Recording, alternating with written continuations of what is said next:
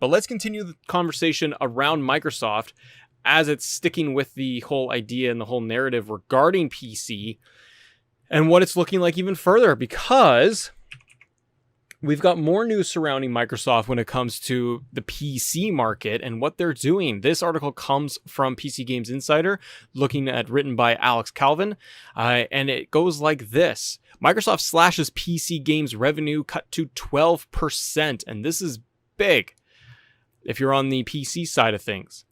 In a post on Xbox Wire, Xbox Game Studios boss Matt Booty, right here, revealed that as of August 1st, it will be taking just a 12% slice of the pie compared to the 30% cut it was taking before. That's in line with the terms of the Epic Games Store, which made its debut at the end of 2019. This is the latest in a long line of charm offensives that Microsoft has launched to the PC games community. Though its Windows operating system is widely used and wildly popular, the Big M has historically struggled to make a dent with PC gamers. With the advent of the Universal Windows Platform, the UWP, Microsoft has tried to court this audience, launching first-party titles simultaneously on PC and Xbox consoles, as well as bringing its Xbox Game Pass subscription service to PC. The article continues, the new 12% slice revenue share puts increased pressures on platforms like Steam and GOG, which still employ the old industry standards of a 70-30 split. Valve has recently become the subject of a class action lawsuit alleging it employs an anti-competitive measures in order to maintain its 30% cut. Game developers are at the heart of bringing great games to our players, and we want them to find success on our platforms, Matt Booty wrote. A clear no-strings-attached revenue share means developers can bring more games to more players and find greater commercial success from doing so. Booty continued on in the interview to say, quote, "We know that we still have a lot of work to do, but based on the response from both PC gamers and PC game developers, we think that we're headed in the right direction for this community and the investments we're making. We have never been in a better position as an organization to deliver for the PC gamers with Xbox Game Studios, Bethesda developing content for PC and Xbox, and the Windows DirectX teams creating technologies that empower developers, provide PC players with features that specifically take advantage of PC hardware, and Game Pass for PC featuring games for every type of PC gamer, with Xbox Game Studios games coming on day one." And the article continues on just a little bit more. What do you guys think? So Microsoft is taking a cut, taking a pay decrease really in all of this, because they're going to be looking at taking it down from, that traditional 30%, and they're trying to get more in line with Epic Games. And I think that this is a very interesting move and a big move done by Microsoft. If they're going to cut their own revenue down to be able to have better access and better relationships with the PC market and PC players, this is going to be helping them quite a bit. And it looks like, as we kind of get all these pieces put together over the time, it really feels like Xbox is trying to make that giant move into the PC market. Day and date on Xbox as well as PC, kind of breaking down those barriers, those virtual barriers of being able to have a console player and a PC player. Having that cross-play progression available from PC and on Xbox with games like Halo that we just talked about. These are all these table set moves they had been planning for quite some time. This is not something that Xbox would have taken, decided a month ago. This would have been probably in the plans. And as you kind of see, and it's interesting as we go back and we look at the timelines of everything that Xbox has been doing for the last even just year, what they've done from 2020 to 2021, with COVID even happening and being in the way, it's interesting to watch Xbox go through all of this by the acquisitions of Bethesda, the increased presence of Game Pass, expanding the library, having titles like MLB The Show, Outriders, Day and Date on Game Pass as well, consistently being in the conversation and having that mind share that I've talked about before with players and constantly be at the forefront.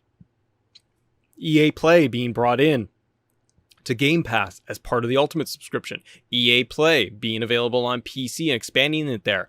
Getting games that are on either EA Play or on Game Pass, getting that FPS boost consistently, and that library continuing to spike, where we have games like Battlefield, Battlefront, Titanfall 2, all getting those great updates for the FPS, and doing that again on PC. I think that it is constantly just blurring it all so that it becomes this one big platform of Game Pass for Xbox for players to feel like they don't have to be on Xbox. They just have a Game Pass subscription. This is going to make things easier, specifically looking at this article and looking at the news of Xbox taking that cut of 30% down to 12%. This is going to make things easier for more developers to work with Xbox, keeping more money on their end, and hopefully for Xbox, what they're hoping for, obviously, is that they're going to get more developers on their side to want to develop for their platform. But Xbox, again, if you're looking for PC developers, looking at Xbox going, well, we primarily put our title on PC. Great.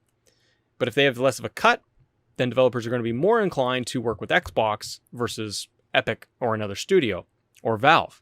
And if they do this, then presumably Xbox, I could be wrong, but Xbox could then turn around and say, we've got a nice brand new PC title that we want to put out here primarily on platform. But because it's all falling under the umbrella of Game Pass, now we can actually move it over to the console if we want to, or if the build would work over there. So that I find is going to be interesting, everybody. What is not as interesting, though, is the other piece of news that we have is that Fall Guys is delayed for Xbox and they're no longer releasing this summer. But it's still getting crossplay when it finally does arrive. This article is coming out of PureBox. It's all over the internet. If you're looking forward to the release of Fall Guys for Xbox consoles, you'll be sad. Like the little Fall Guys on the image, to hear that the game has been delayed indefinitely by the developer. According to the studio, the team's recent acquisition by Epic Games has meant that the summer's release schedule is unfortunately just too soon for us to include all of the tasty new features we're working on. Quote, while we want to launch on these platforms as quickly as possible, we believe the Switch and Xbox releases are really going to be worth waiting for, and we're super grateful for your patience. The article continues just a bit that says, in lighter news, though, the delay means that Fall Guys will support cross-play from day one when it eventually arrives on Xbox, meaning you'll be able to play on PC, PlayStation, Switch all together, which is cool. And, quote, we're continuing to grow the team, meet community expectations, and deliver top-notch future content. The heart of the team remains the same as ever, and Fall Guys will continue rolling out new seasonal content when it releases. And releases on Xbox later this year. So, folks, are you excited still about being able to get Fall Guys on Switch as well as on Xbox? I've played it on PlayStation. The PC, obviously, it dominated over there and dominated the conversation throughout, where were we at last summer with Fall Guys and into the winter. And it was great and it was hot. But I feel like while there's probably still a very strong audience there, I feel like it's kind of waned. And now if they get more season passes in there and they do a little bit more with Fall Guys, but getting, incentivizing or pulling something in that's going to really attract an audience. Now, having said that, you would have brand new audiences on both Nintendo and Xbox that are completely untapped, and they would be huge percentages of them would be playing it for the first time. They would have heard about it. Maybe they played it a little bit on their PC. Maybe they played it on their PlayStation when it was on PlayStation Plus when it released. But for a lot of players, a lot of gamers, this will be the first time playing Fall Guys, and that's a huge win.